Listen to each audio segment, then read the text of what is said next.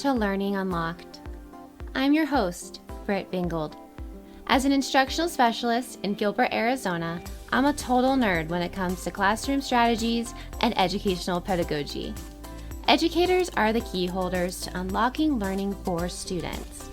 So today, as always, my goal is to provide you with resources and tools, the keys, to enable and accelerate learning for all students. Thanks for joining me today. Let's get started.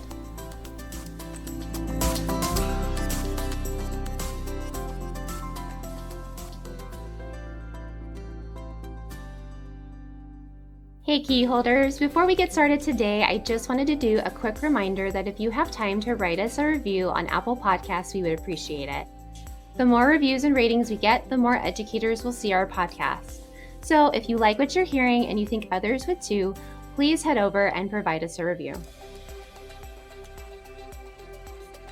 Welcome to episode 10 of Learning Unlocked. Today we are discussing John Hatties' current #1 high yield strategy, teacher estimates of achievement, and how we can leverage the strategy effectively and efficiently to get the most out of it for student learning. We are also looking at this through the lens of the Pygmalion Effect and its impact, that our expectations of others can make that expectation a reality for them. Today I am joined by Jennifer Lugo, a veteran middle school teacher whose love for her students and the art of teaching is well known throughout our district. Here is my interview with Jen. Hi Jen, welcome to the podcast. Hello, Britt. Thanks for joining us today. Can you just give us a quick overview for our listeners just about who you are, what you teach, and why you love teaching, why you love what you do?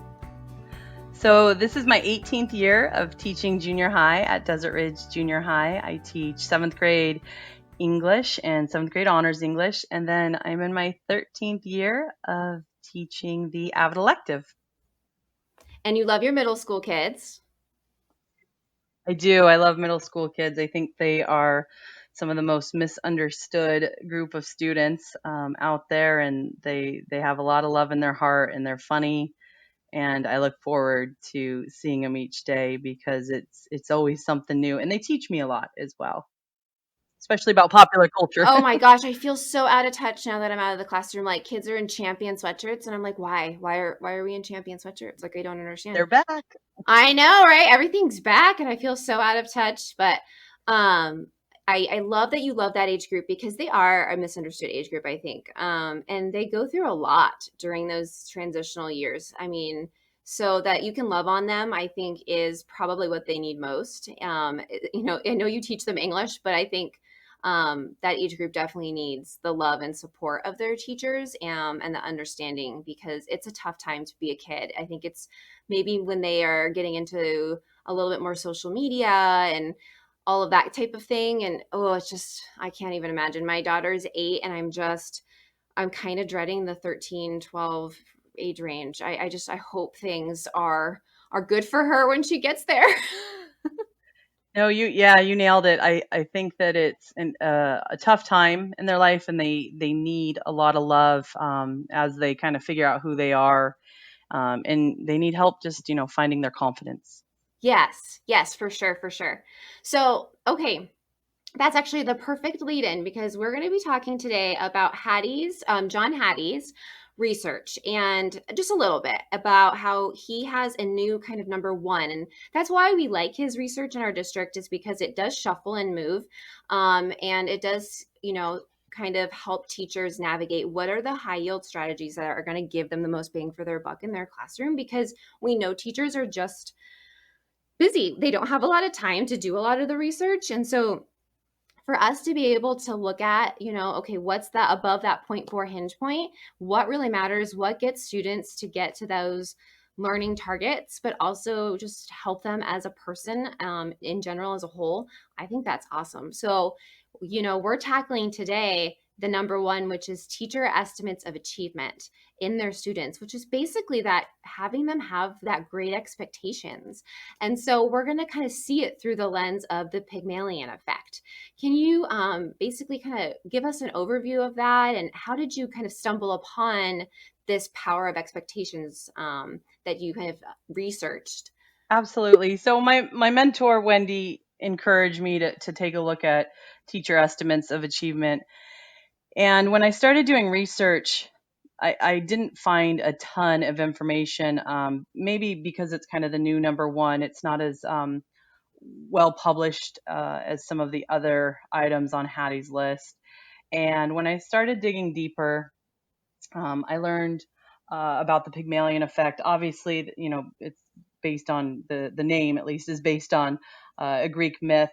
But what this led me to was some research done by Rosenthal and Jacobson, I think in the 60s, where they informed teachers of 20 students in the school who they had identified through testing that would have just this amazing potential, for intellectual growth, and that they would really bloom throughout the school year. But unknown to these teachers, these students were just picked randomly.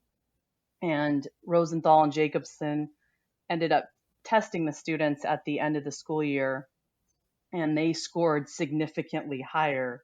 So this research is kind of about um, the expectations teachers had for these students based on essentially false information that was given to them, but they kind of believed these students were better, and they were. Because they believed it. Yeah, it was like that placebo effect of testing, right? Absolutely. Yeah, so really it's just, I think that's why that Hattie moved it to number one, is that belief in those kiddos. You know, it's so funny. I was listening to a podcast that I think yesterday morning. It's a parenting podcast, but they had a psychologist on, and they were talking about the pandemic and what the effects are, that we just don't know what the effects are going to be on these kiddos, who have been, are in this age group, this younger age group, going through this pandemic. It's kind of like wartime effects on children, and that the expectations and the way that the parent handles stress um, in that situation actually really impacts the way the child handles stress. So I found it interesting that the way a teacher expects their students to behave, or expects their students to perform in their students, and if you are sincere in that, it will also feed into your students. I mean, it's that same type of concept. They trust you. There's that element of connection. And I was like, well, first of all, I was like, dang, because I'm anxiety all over the place. So I'm like, I gotta I gotta rein it in, because clearly my anxiety feeds my kids' anxiety. But my positivity, though, also can feed my kids' positivity. So that's kind of that same idea, right? Absolutely. And in further research, educator beliefs, what you believe deep down, you really can't hide that, and that is going to impact your actions, and your actions will impact student behavior, and your behaviors are going to impact student growth and student performance, and so it's what's at your core and what you're believing about kids. Well, and I mean, it's your credibility. I mean, if you're not seen as credible to them, they will not do the work for you. I mean, you will have the few that, obviously, the type A, intrinsically motivated kids that they understand how to play the game of school. So they'll do the work, but they won't necessarily like it. But if you do have credibility with kids, if you are that warm demander that Wendy talks about, you will have an opportunity to help their brain grow, right? You'll train their brain that you can interpret a challenge, a conflict, anything, and you can change it and make it into something positive.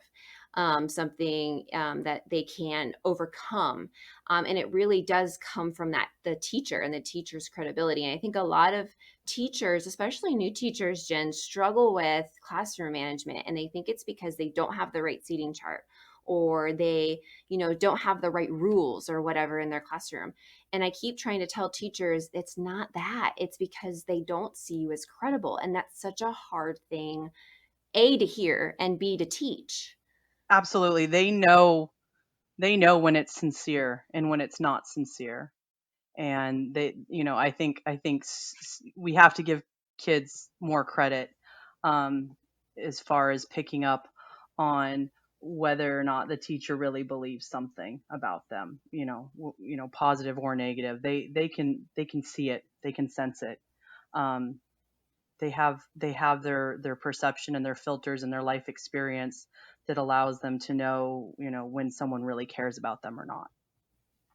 Right. And you say you create opportunities for this in your classroom, to try to foster that environment. What are some of the things that you do to help make your learning space kind of that place where kids can trust you and feel like you're credible? What are some things that you do to foster that? Well, I think there's creating the climate, but also, if we're looking at assignments or activities or experiences, one thing that we do to kind of help students understand that this is a safe place for students to not maybe be successful on their first attempt, right? I don't want to say fail, but Hmm. that we don't have to expect perfection. One thing we've been using, and I got to give credit to my department, we've been using portfolios with our students for a couple years now. And within these portfolios, students reflect on their learning and what they did well and what they didn't do well. And we do these kind of quarterly. And so one of the coolest experiences I've had with students, with regard to the portfolio, is they're collecting their artifacts. And I've had a couple students say, well, this isn't the best artifact for this. And I'm like, that's okay. it Let's reflect on it, let's talk about it. What would you do now, 2 3 weeks later, when you have more knowledge about this particular topic? And they'll say, oh, well, I would do this and I would do that. And there you go, that's the learning, that's what we want to reflect.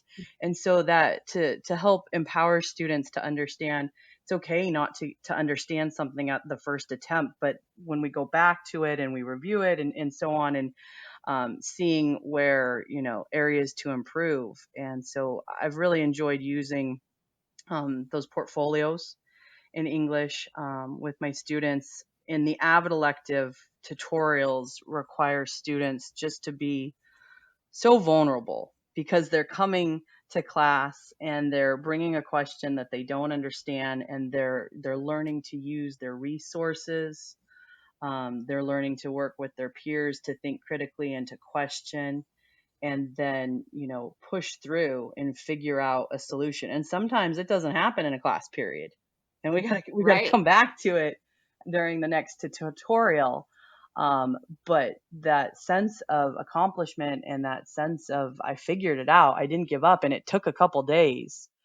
And a couple, it's probably been about 2 years ago, I had a student, a former AVID student, text me, and she said, it's just like tutorial. And she had a picture in her, she's at Arizona State, and she had a math problem. She said, been working on this for 5 days, finally got it.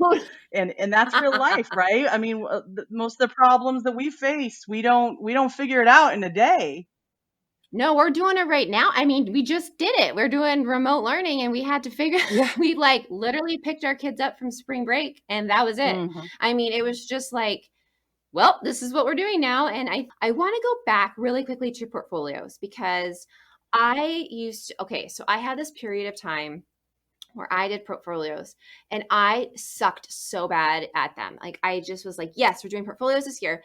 and I would be really good at it for like the first quarter, and then for some reason it would just like literally disappear off my Hmm. mind. In my I never followed through in it. It drives me crazy to this day because I am a completionist. And my artifacts that I would have them usually put in there, and this was from like my AP junior, so this was like, getting them ready for that AP exam, that English language exam. It would be more like timed rates, and I would have them do reflections. And if I would have just gone through, Hmm. I feel like they would have performed better because they would have had that time to reflect and that time to provide evidence towards why they would have done something different now. But like, can you just offer teachers, what artifacts do you have them put in there? Is it always formal things, or is it sometimes, informal pieces that they put in there? Can you just give me a little bit more about what do you put in there, how often they put it in there, and how often they pull it out? Like, I need to know more because I feel like I failed at that so badly and I wanted it to be good at it. Absolutely. So when our in it, it really, I've got to give credit to my department. This was, a team effort. I think when we started out, we do digital. Okay, so we use Google Sites. Um, Okay, first of all, that's way better than what I was doing because I had like binders of binders of binders. So that's probably better. Yep, and we, we had kids download the Google Suite, and so that they could take pictures and upload stuff directly to their drive. And then for kids that didn't have cell phones, we would just, scan them ourselves, or, use the library and whatnot. We I believe we started out with the intention to do them at 4.5 weeks, 9, 13 and a half, and then 18. So a couple times, Okay. basically grading periods.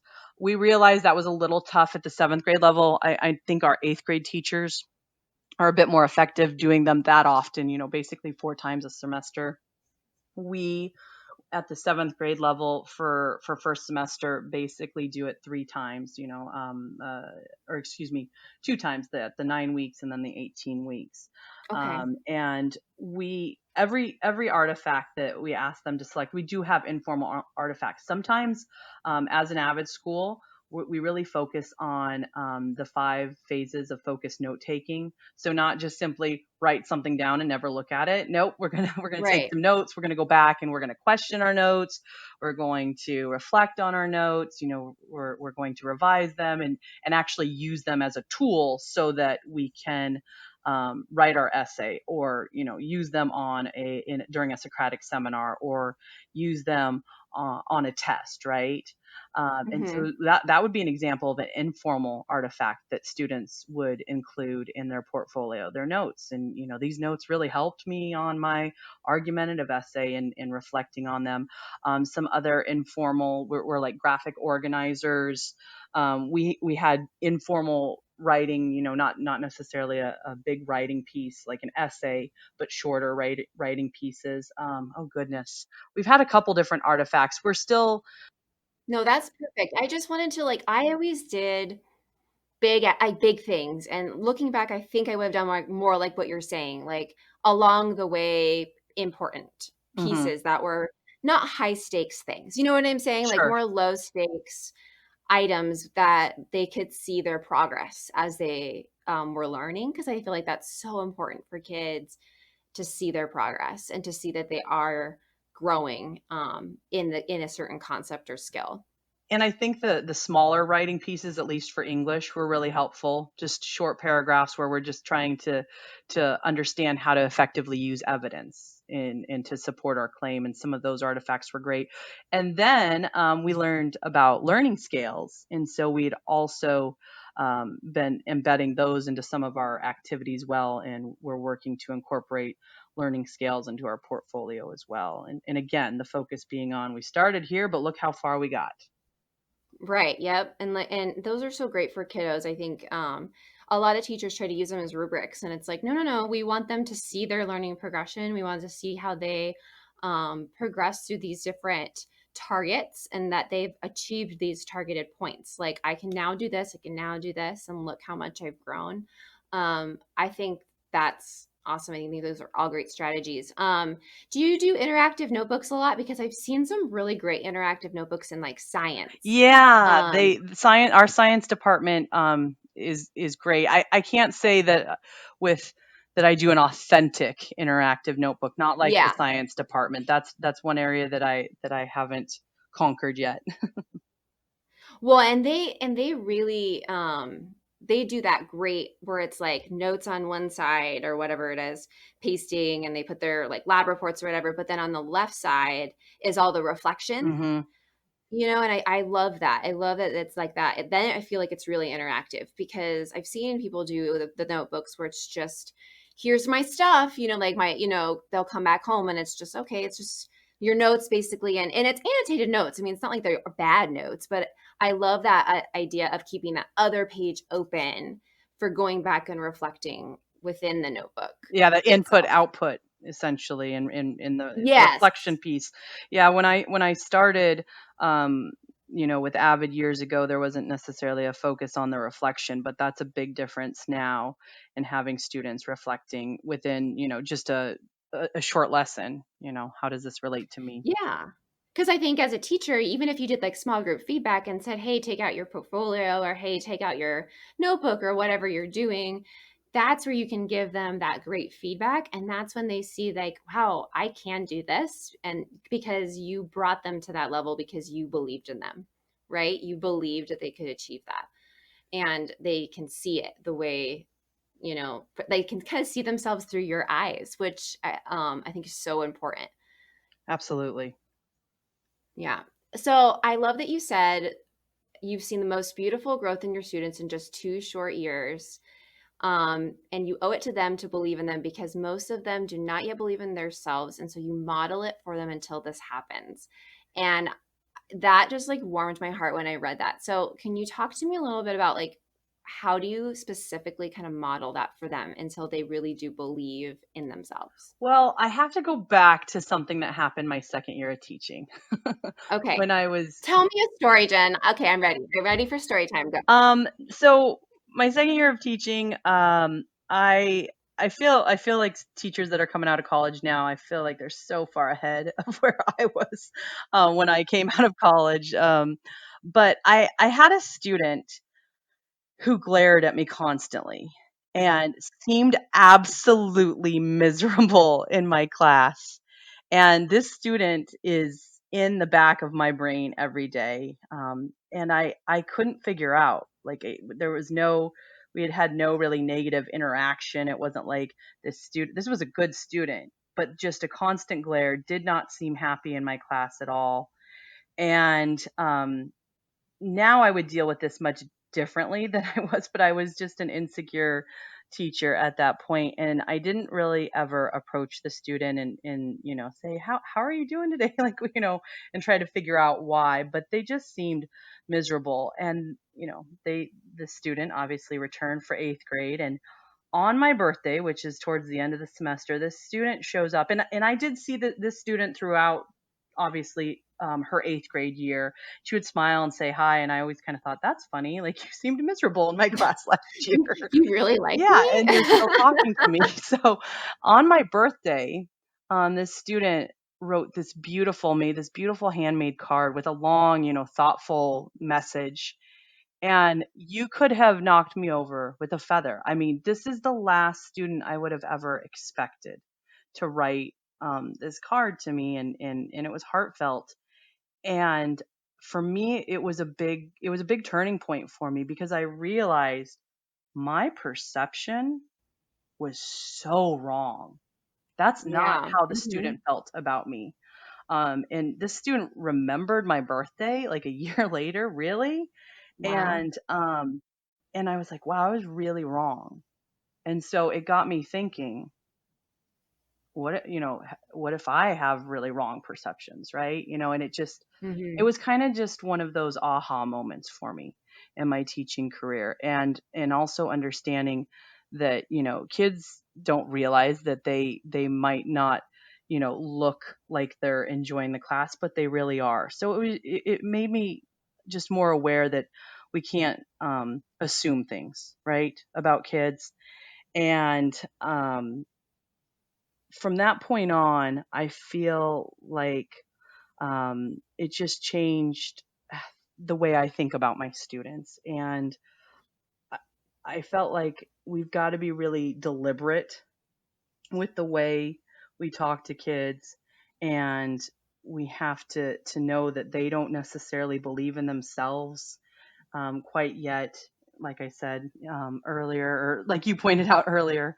And we have to model this so that they do believe in themselves. And sometimes what they're showing us isn't necessarily what they feel on the inside. And then I have to remember that as a teacher, and I've got to make sure, that I'm on all the time and I am showing them what they need. Like, that's our job. We're the adults. And if we are Yeah. modeling that for them, then, they're going to pick up on it. It's kind of back to, Rosenthal talking about when we're doing things that we don't even realize, these little cues. Well, and you just have to set that expectation bar high because they will get there. I mean, I always told my kids, and I had older kids, but I just would say, and not much older than your students, but I would say, look, it was like the first day or second day of school, I would say, I need you to fail. And they would look at me like, what? And I think I've said this on the podcast before that it was important for me to let them know that it was not only just okay to fail, but that actually, as a teacher, if they don't fail at things, I don't know how to fix or help, or I don't know how to tweak or adjust to make them successful. Hmm. And so that was like a comfort to them, that it was like it was expected in my classroom that we're not gonna be perfect the first time we do anything in here, because no one's perfect the first time they do anything. And I would talk to them about, like, the first time you got on a bike, like, what? No, we were like falling over. We didn't know what was going on. Like, you have to just expect that there's going to be some struggle in school, and that's good. It expands your brain, it gets everything working. There's a good amount of stress that's kind of going, a good level of stress, right, that's coming through your body. And when you were talking about the kid that just stared at you, I was thinking of kids that would do that to me, but then I was also thinking about the kids that were overly talkative, like almost compensating, the kids Hmm. that, and because there's other insecurities there that you don't even realize too. um you know what I'm saying? It all presents differently Right, yes. in kids, absolutely. And you just can't make any, I guess, assumptions. That's my actually you're It's so funny you keep saying that, because that's my motto for the rest of 2020 is don't make any assumptions. Like, literally, We're all a work in progress, we right? I mean, are. we're doing the best we can. You can't even make assumptions of yourself at this point, because you can't track what your emotional day to day is going to look like, especially in a chronically pandemic crisis. And so I think for kids right now, what you're doing, what you always have done, is even more important, because you're taking those kids and saying you believe in them, and that's a mindset you have of them. And teachers that don't have that mindset going in, I think, are going to struggle with their students more to get them to do rigorous tasks, to get them to do relevant tasks, because that foundation isn't there. We've talked a little bit about your AVID experience, which I think for a lot of kids is difficult. And you said something about that AVID does require that vulnerability in order for them to grow, right? Talk to me about how you do your little Oreo thing. Like, what's the Oreo thing? Oh yeah. Specifically when I dig into writing, especially with students who are really struggling with writing, and they don't enjoy it, because they haven't necessarily experienced success, and they feel that, if I'm not good at it, they might have that mindset that I'm never going to be good at it. I'm sure every math teacher listening is feeling like, yes, because, right? Oh, I know. How many times have we heard someone say, "Well, my parents weren't good," or a parent sometimes saying, "Well, I wasn't good at math, so." Or I'm not a great writer, or whatever it is, right? And it just like becomes the kid's perception of themselves. And you're like, now I have to like undo it. Absolutely. Yeah, I just try first thing I do in feedback, and even in just a sentence construction, like a difficult sentence, like an evidence sentence. Um, First, starting out by, what's I just kind of go good, bad, good, right? And what did you do great here? and looking for something to make build that confidence and helping them understand that they are good at something within this particular sentence and what we're writing. And then I move into obviously the area that we need to improve on and help them and give them models of how to do that.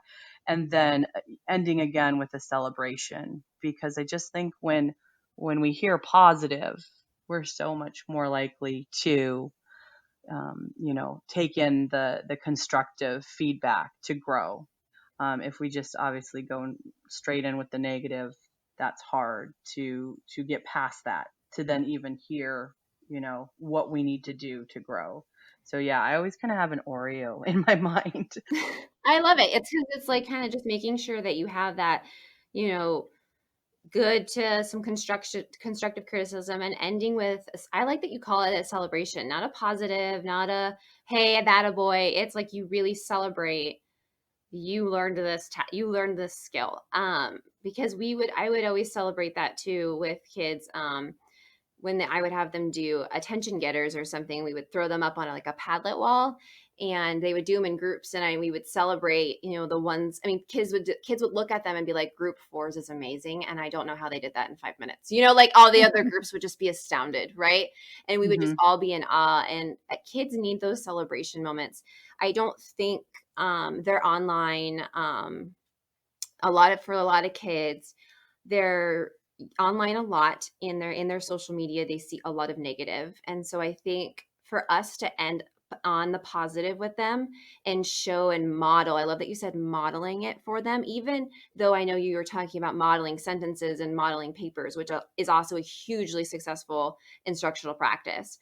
I think modeling, also ending on positivity, is a practice we need to model for our students, because I don't think they see that in their day to day lives, even with their friendships that they have together in person, and friendships even online. I think a lot of people go to the negative first instead of the positive, and they never end in like that positive way. Does that make sense? Did that make sense? Absolutely. And Britt, this brings me to, I think, the great teachers that I had as a kid and the great teachers that I know. I think that one of the reasons they're so great is because they are so mentally tough, and they're able to, even when they're going through, things outside of school and dealing with their own challenges, to be able to kind of turn that off when you walk in the door and be just that constant kind of positive influencer, and looking for the good constantly in what kids are doing. We know kids are going to make mistakes, because this is when you make the most mistakes in your life, right? When you're young, because you've Yes. had less life experience. So we have to, we know that they're going to struggle and mess up, but to just take the mindset of, I'm going to see the good in you, and in everything that you do there's good. And I think that the great teachers out there are just really mentally strong at being able to do that. And I think that for some people it does come naturally. I think for others it has to be a choice. This is what I'm going to do for my students. Yeah, you mentioned that you had a conversation with a teacher who you said thankfully is no longer a teacher. But basically he insisted that this whole idea of this Pygmalion effect, this idea that having a high expectations of students will actually make a difference, was completely false. It like just disturbs you to your core. You were like, this absolutely cannot, you need to get out of the profession. And luckily Yeah. you said he did. But I also think this is true teacher to teacher. And I've been this person. And I think we've all been in these situations where we really have to check ourselves, is when we get a new roster of kids and we get a new group, that we just don't listen to the teacher that comes in the door and says, "Oh, you have Johnny, and let me just tell you about Johnny." Like they all deserve that fresh start, I feel like. Because just because you didn't jive with Johnny, or maybe Johnny was going through something last year that you had no idea about, he might be really good this year and he could accomplish a lot if I believe in him and I have high expectations of him. So I think we really sometimes have to check ourselves, um, and realize that, you know what, these kids, they need us to be strong for them, like you said, and have that mental toughness and show them that we are here for them. Like we're here for the kids. Like this is why we became teachers. I mean, this is why teachers are out there in masks and shields and doing hand washing stations and fighting the good fight, because they are there for kids. Like that's the core of teaching. That's the, you know what I mean? Like that's what makes us, that's what makes us tick. And then we add on the best practices and the instructional strategies and try to then craft our own art of teaching, and make that, you know, work for us and our style. Right now I want you to just dig in really quickly for me. um, how does this work in your classroom? Like it says, you know, you believe the Pygmalion effect encompasses more than just seeing the potential in all students. Like what else do you feel like rolls into this in your classroom where you can see that academic growth and the students can also see it? Well, I mean, I know that you've talked about this before, but obviously the relationships you would build with students and looking for little opportunities to build relationships and just creating that climate. I mean, that's just taking the time to know who they are outside of your classroom, you know, going to their events and so on. They that just obviously their faces light up when you take time to go to their events. But if you can't do those things, obviously taking the little opportunities as you're walking around the classroom or as they walk into class, I think it's really important that we also play games with kids and laugh with them and have experiences, because you see, you know, the different sides of students in those situations as opposed to just simply, you know, instruction, right? um, I think in addition to that, especially right now with online and the hybrid, giving students opportunities to redo or retry different activities that they haven't been successful on the first try. Because it's like, hey, you know, I don't want to penalize you. You want to learn. You're here to give it another shot. I mean, that's grit. That's determination. We want that for our kids because those are those life skills that really you know, will make them successful adults. So opportunities to redo things, and I know that that can get kind of controversial, and sometimes teachers are worried about things, but at the end of the day, we just want learning, right? We want growth, I think and it's so controversial because teachers assign too much stuff. oh, There. good point. I just said it. Sorry. I just Yeah, it just came out of yeah, my mouth. I think people don't want to redo stuff, have them redo it because they just their stacks of papers are already too high. Um, Wendy Peterson in our department just put out a GER grading class. I love that she called it GER grading. It cracks me up. It's so her, but she talks about just assign less. I mean, or not even assigning less, but you do the same amount of things, you just grade less. And it's weird because kids at first will be like, wait, are you going to collect this? Are you going to take this? Are you going to grade this? And you're like, no, that was just your learning experience for the day. Um, hmm you know what I mean? Like, you don't have to grade everything. And I feel like sometimes that throws kids. But I remember, you know, kids would come in my class and, you know, I'm like, do you want me to put a sticker on it? Like, I don't understand what the problem is. Like, I needed you to do this so that you could grow and learn today. It's not something that I don't think is going to be graded because it is a part of a component that eventually I will grade you on.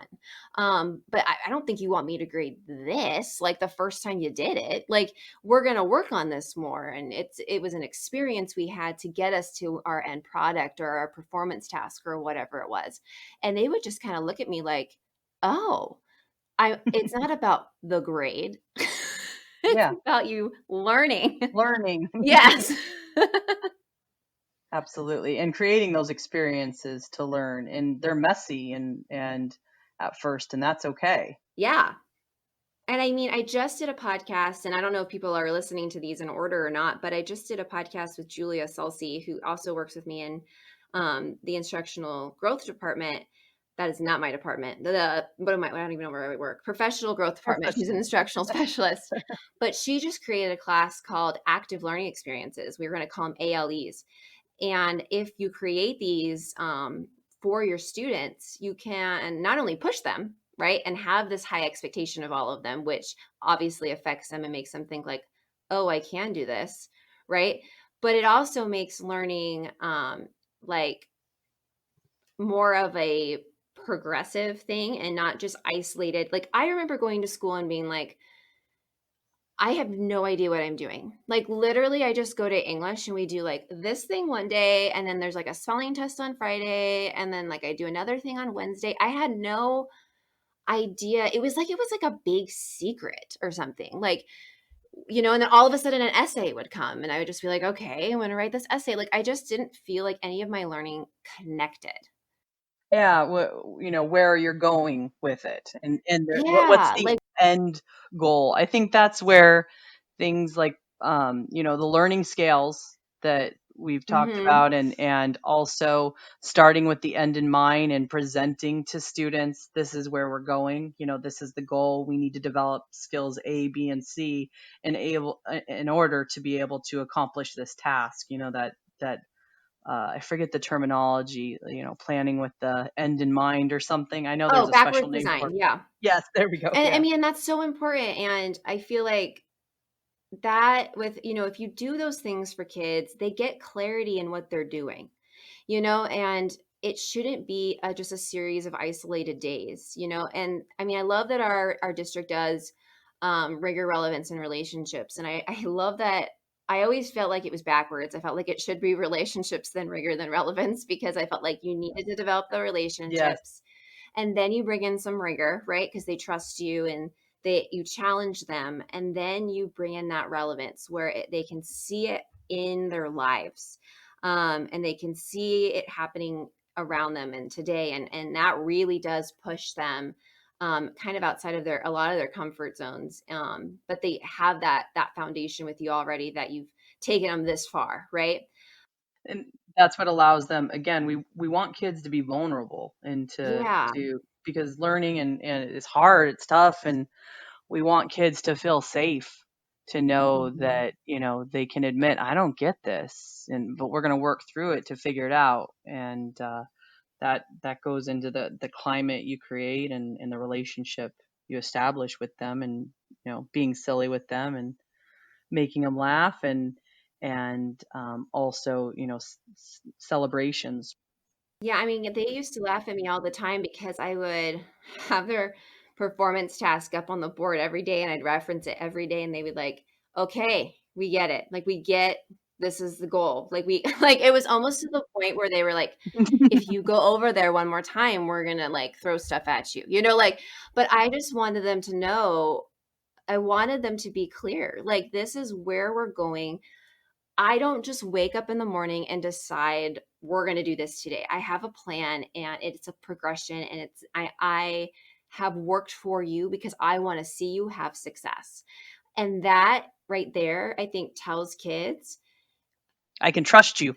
I trust you and I think that will give them that high expectation. Like I have set this bar and I promise you I will get you there if you hang in there with me.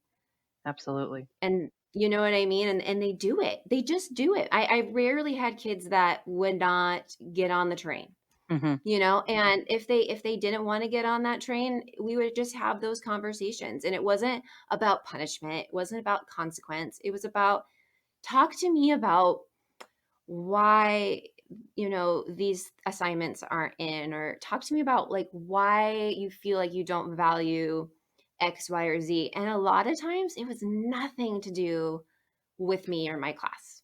It had absolutely nothing to do with that.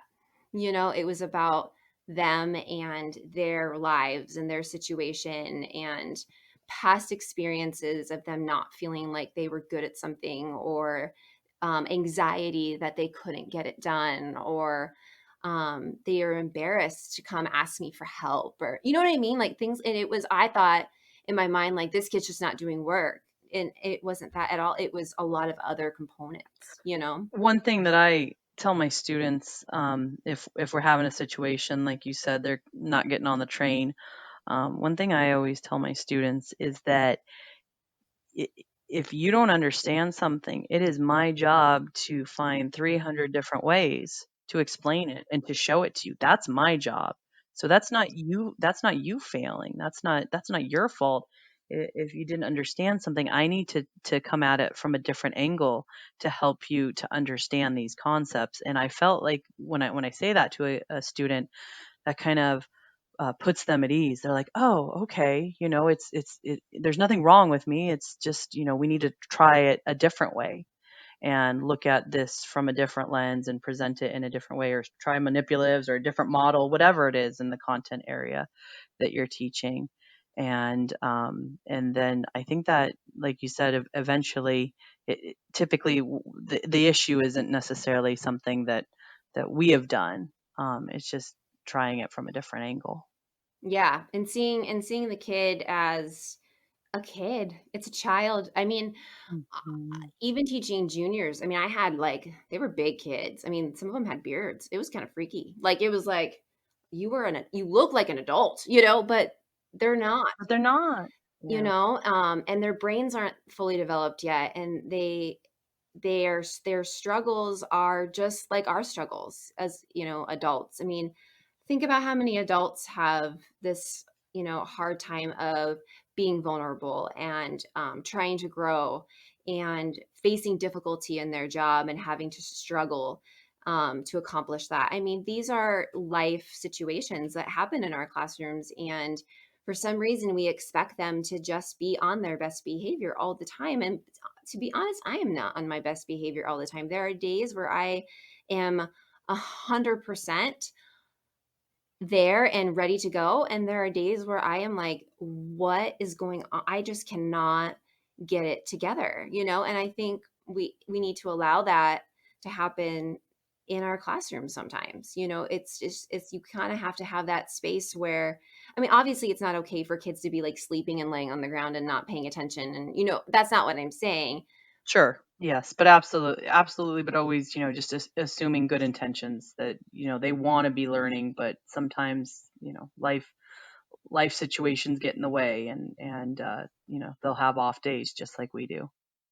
So what are some pitfalls and challenges you think you've faced with this? Because this takes a lot of energy out of you to it's really hard, I feel like, to go in and have high expectations every day and model that for kids as an adult, because we do have our stuff, right? Everybody has their baggage. Every teacher has their stuff they have to set aside and kind of click into teacher mode and go.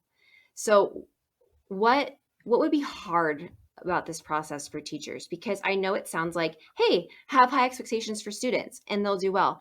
No, it's really hard. Like this is why it's number one on Hattie's list, and it doesn't mean it's an easy task. So can you walk me through like I mean, are there days where this is harder than others for you? Absolutely. I go back to, the smile. They say fake it until you make it. And if you, fake your smile and you walk around smiling, people are going to smile back. And then eventually you're going to have reason to smile for it to be an authentic smile, right? And then I think of Wendy when she talks about how teaching is sometimes performance, right? And I do think that this can come naturally, this belief, this idea about kids, and I do think that there are teachers that do this just from the beginning, when they started teaching, and it's just natural. But I think sometimes we just have to make that deliberate choice. Like, I am going to be this way, and I'm going to um, you know, constantly look for the good. And it goes back to that like mental toughness and knowing that you've got to kind of leave the struggles that you're having at the door and making a choice. And then, I know you have other podcasts about, I think, what did you call it? Like teacher burnout, the knowing. Yeah, that's coming out next. Yeah, I mean, because this profession is is so much harder, I think, than people think it is. Absolutely. And you only see, even your students only see part of what you've done to get them even into that lesson. And then parents see even less than that. And, it always reminds me of, I think there's like a picture on the internet where you've got the duck floating on the lake and it's calm and it's smooth and it looks beautiful. But underneath, that duck's paddling its feet like crazy to get to where it's going. I feel like that's teaching, where you walk in and you look like you've got this together, but underneath, and all the work that's gone on underneath the surface has been crazy and tough and constant, hmm and I think collaborating with our peers, I happen to be with a great team that I can collaborate with. I have amazing mentors. So, talking to them, going to mentors and working together as a team and trying to divide up kind of the prep into lessons and two heads are better than one. Well, if you got a team of five, you're in much better shape, right? And so when we are doing things to prepare and to work smarter, not harder, that helps as well. And then we can be better for our kids, I think, because you're absolutely right. There's so much going on behind the scenes or under the surface. Yeah, I mean, we've got, you're pulled in a lot of directions. You've got meetings, you've got lesson planning, you've got data you're collecting, you've got, emotions of students. I mean, I remember I'd have kids come in the door crying and you're thinking, oh, what happened at lunch? Someone broke up with their boyfriend. And I mean, you just like, you've got all things coming at you, and you're trying to educate these kids. And I think a lot of people don't see the day, the phone's ringing and the nurse needs this person or this person's going home. I mean, there's so many distractions and stuff that goes on in the classroom that teachers juggle, and they do it so well that I don't think teachers get enough appreciation for all of that. And then to, on top of it, have high expectations for them. It's really, this profession is hard, and we need to have that mental toughness, and we need to walk in and have that core belief, like you said, that all students, we have to assume that all students have good intentions. They're not waking up in the morning thinking, how can I torture my teacher today? And if we go in with that mindset and that mental toughness, and we have fun with them and we be silly and we enjoy them as people who are growing and struggling and learning, I think the profession is then more manageable and less anxiety inducing. Then I think when teachers get burnt out, I think it's because they have forgotten to have fun with their students, and that these are just little humans who need guidance, and need to know that they are, important to our society, that they're important, they're enough, they don't need to be anything that they're not. And yeah, I think that's what teacher estimates of achievement is about, is we are not only estimating high expectations in your learning, but high expectations of what you can do and your potential as an individual.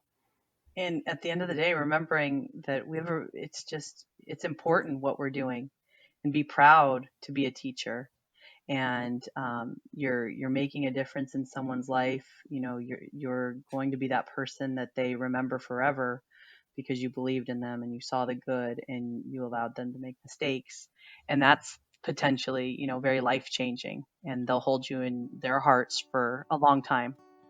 Okay, Jen, I've had so much fun talking with you today. Can you just let our listeners know, if they want to get in contact with you, where can they find you online if they've got questions or they just want to follow your experiences through life?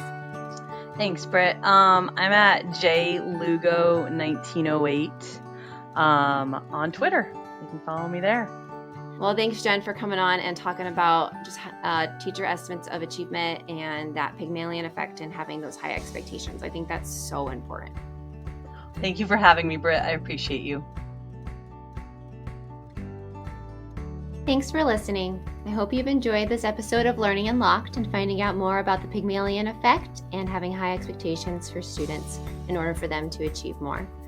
Just a reminder that we are on Facebook, Instagram, and Twitter at GPS Prof Growth. That's at GPS PROF GROWTH.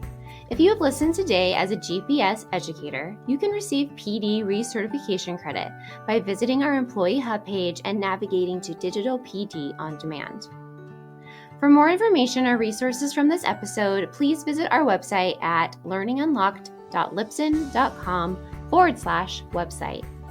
Libsyn is spelled LIBSYN. Thanks again, key holders, for listening. Keep unlocking curiosity, creativity, and innovation with your students, and hold them to those high expectations because they will get there and they will reach them. We'll see you next time.